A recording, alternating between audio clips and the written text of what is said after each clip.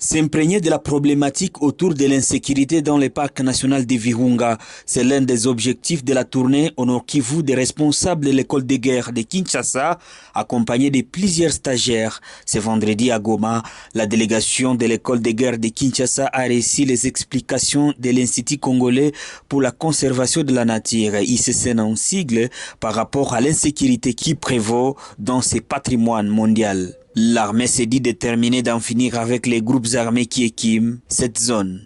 Le parc.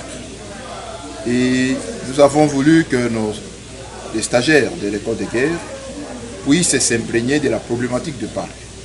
Parce que ce sont des grands officiers d'état-major, ce sont des planificateurs.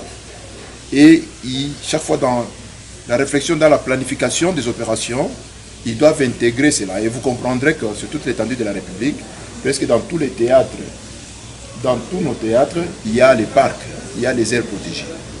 Et il faudrait connaître la problématique, il faut connaître les défis des parcs, enfin de bien avoir les clés, les éléments nécessaires pour mieux planifier. L'Institut congolais pour la conservation de la nature émet le souhait de voir les gouvernements s'impliquer dans l'amélioration de la sécurité dans le parc national de Virunga pour le bon déroulement des activités touristiques. Et cela dure déjà dans les temps et dans l'espace. C'est-à-dire le premier problème, comme vous le savez, dans l'état actuel, dans le contexte actuel, c'est l'insécurité.